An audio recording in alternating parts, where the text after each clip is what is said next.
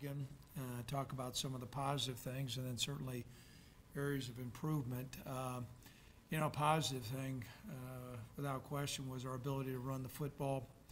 I think Brian had 247 yards, I believe, and really Sean Wick played one of his best games as well. And so we're really pleased with the production of the offensive line. It was a 180-degree turnaround from the week prior, and thought our running backs did a really nice job as well. So that's a positive thing. I also think there's some areas of our kicking game that continue to be very good. The punting, Ethan's doing a nice job on punting and kickoffs, so we're pleased with that. The discouraging things, is the number of missed tackles that we have and big plays, and we've got to address those things this week. We're playing an excellent offense, and it's going to spread us out, and so we need to continue to work on that. The other things that we need to do is improve in our passing game, and so we'll make note of that. Washington State is a very good football team, and they came off with an exciting win against Rutgers, come from behind win, and so they're certainly well schooled and have excellent athletes. But our real point of emphasis this week is taking care of the Cowboys to make sure that we show signs of improvement. Some of the notations you'll see on the depth chart, there are some differences there. Cam Kaufman will be back this week. I do want to announce that Josh Allen is more than likely going under surgery later on today and will be out for the year, and will at this time apply for medical hardship. So that's of note. Taylor Nestis is also will not be available this week. I think he's got some concussion symptoms, and so the likelihood of him playing, I would say, was very remote. I mentioned DJ May will be back, and so we're going to have some changes there on the depth chart also. Tyran Finley will go into a starting role at the corner position. DJ will start in the nickel position. And you see Zach Wallace will start at that tackle position as well. And so some new faces out there, and a great opportunity for this week to go on out to the Pac-12 country and come up with a good game plan to play Washington State. So at this time, questions? Craig, any other, with Wallace going on there, he's played, Mm-hmm. Obviously you feel comfortable, or you like what he's done, but what have you liked so far? And is it a little unnerving to put a true freshman out there, but what do you like? Well, that's thanks for bringing out what we have liked. I mean, offensive line is probably the most challenging place to play as a freshman, simply because you're in a physical, close area, and yet you're a freshman with all the different blocking schemes that are going there. First of all, he's really bright. He's got excellent feet. He's got good football instincts, and while he's light, I think he's 277 or something like that, his frame is such that he's able to play stronger than his weight would indicate. But he's been very competitive. He's played in both games. He played a lot this last Saturday, and while there's things that he's showing some freshman errors, I cannot express how valuable those game repetitions are for a true freshman. That's just going to speak really well for us in the future. And I know the here is now. We're getting ready now, but he's shown that he can go out there and compete, and he's not shied away from competition. I also I don't see Tavita on the depth chart at all. He made a personal decision to go back home to the Bay Area, be with his family. Got a large family, and wanted to be back closer to home, which we respect. Coach, first game in hostile territory, and with so many true freshmen on your team, how do you kind of prepare them for that first away game? Well, that's a real challenge in itself, because many times you think freshmen are, they're like everybody else, and little things at times can have an impact on them. We'll stay on a pretty routine schedule for them. Certainly being in a different environment, you never know how they're going to respond. My sense, though, some of the guys that are playing more, like Andrew Wingert and Zach Wallace, I don't think that's going to affect them. I've been proven wrong before, but everything I've seen and everything we've seen from some of these guys, they've not shied away from that competition. So I think they'll embrace that environment. Compared with the Washington State team that's very skilled, like you said, but can throw it, really wing it around. You know, I'm sure that's a concern defensively. But what do you have to do to try to slow that down? Right. Defensively, is it more pass rushing? I know you alluded to that last week. Yep.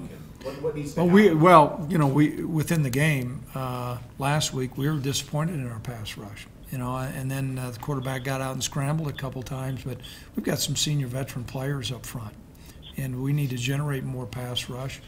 The Achilles heel, Robert, I think right now within our whole football team has just been the number of big plays, and that goes in particularly in the back end.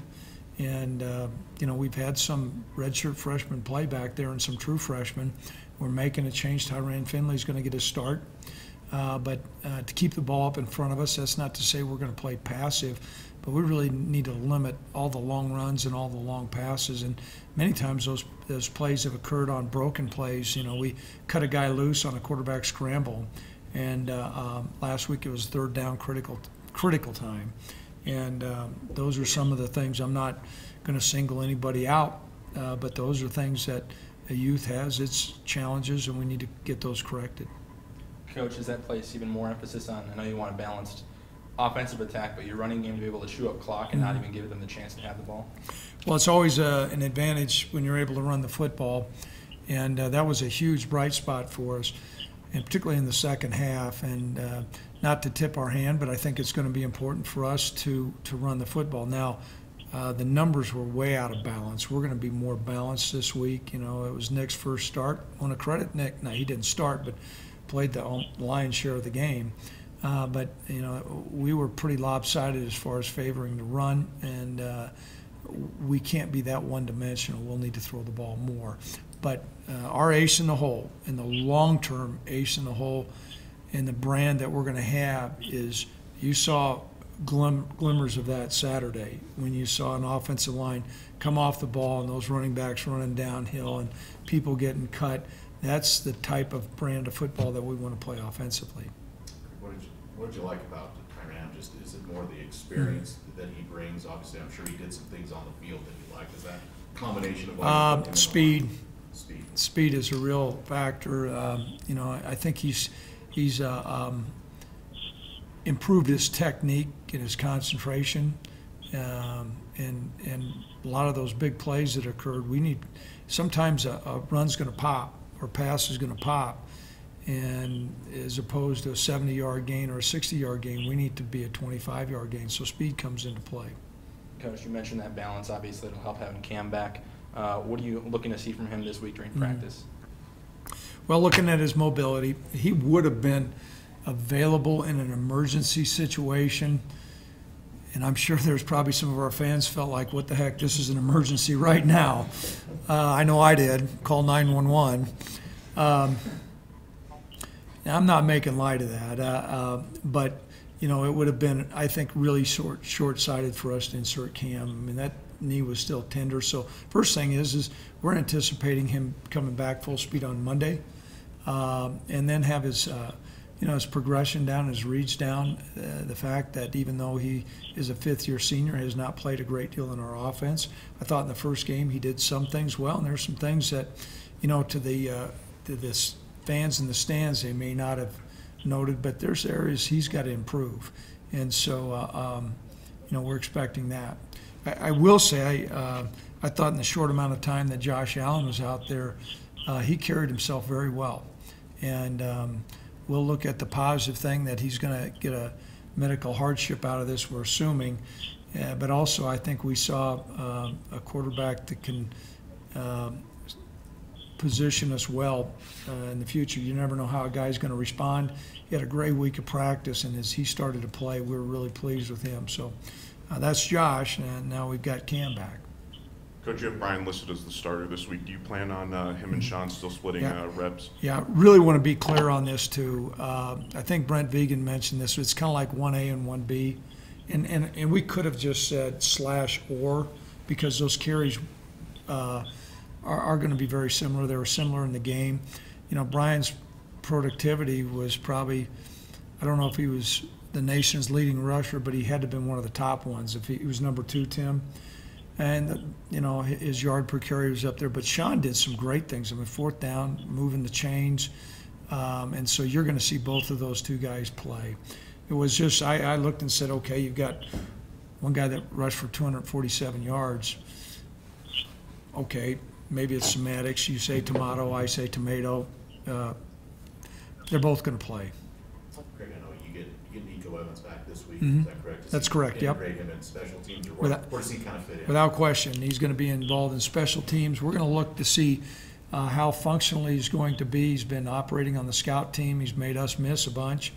But special teams will come into play, and then in just how functional he is with our protections and his run reads and things like that. Coach, talked a little bit about Washington State defensively. What do they look like? 3 down, big and strong. And, you know, the first game, Portland got them, you know, on a roll. Their quarterback, Portland's quarterback, made a bunch of plays. I thought they settled down last week, played some traditional football. They're big and strong up front. You know, we've had a mixed bag with the 3 down linemen. And so we're in hopes that it's a positive one. But you see him play an improved defense from week 1 to week 2, and we will anticipate a very physical game. Coach, will you talk about the progress you've seen from week 1 to week 2 regarding your offensive line, how they kind of were able to open up some more holes last week as opposed to Well, week 1? That's a bright spot. I think some of it is offensive linemen learning how to gel together, understanding how the calls go. And typically it's not who's the best lineman, who's the best 5 linemen working together. And we have some movement in there with Taylor being out. But, you know, I thought our guys did a much better job last week, and it showed up, and we'll need to continue to make some improvements. I will say that I think Washington State's defensive line is very physical and stout, and that's going to pose a challenge in itself. It will not be easy sledding. We're not anticipating that. Coach, you mentioned Andrew Wingard and talked a little bit about him on Saturday, but what have you seen from him overall, and especially this past week? A better understanding of our defense. You know, a safety in our defense is very similar to playing quarterback, maybe not as complicated, but pretty doggone complicated. So coming in as a freshman, you know, we saw some really good signs in fall camp. And then as he had an opportunity to play more and more, we saw some really good things. And there's a competitive look in his eye. He's a guy who's got great speed, and he plays Mach 1. It's not like when he sees something, he's going to be tentative. I think you saw him run the alley over on the press box side and just, I mean, up in the running back and looked like he got shot out of a cannon. He's got good ball skills. I know he was called for the flag on the interference, but he can run fast, and he's playing aggressive. And the more game repetition he gets, some more practice repetition, it's been our experience, and it's been my experience specifically, those guys get better and better and better. And so I think the future really looks bright for him. Continue with Wingard. He talked after the game Saturday, Coach, about leaders as young guys, because there are not very many seniors and not a lot of leaders right now. He talked about being one of those young guys that is used to winning and trying to step up to become a leader. What do you need to see out of young guys for them to embrace that leadership role? It's a hard task. Anybody who's played college football knows what it's like when you walk into a locker room and you're a freshman, and you know what, you're not really shaving yet, and there's a bunch of 22-year-old men, and all of a sudden you're going to proclaim yourself as a leader. Pretty slippery slope. But what is occurring is those young guys are looking around and saying, hey, if not me, then who? And I'm not going to be bashful, and I'm going to have an opportunity to play.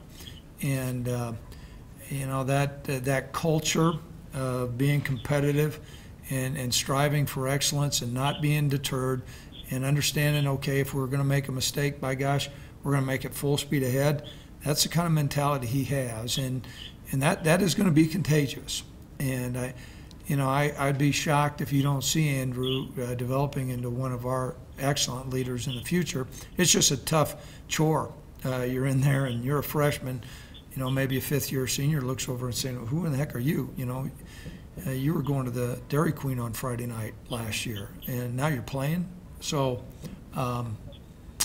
but those are things, there's great promise in youth. There's frustration, but there's great promise there. Mike Leach is known for spreading you out, Mm-hmm. throwing the ball. How do you kind of counteract that on defense? Mm-hmm. Well, understanding that anytime, anywhere, he'll throw it. Fourth down, they're ahead by 3. Fourth down and 6. He's gonna throw it.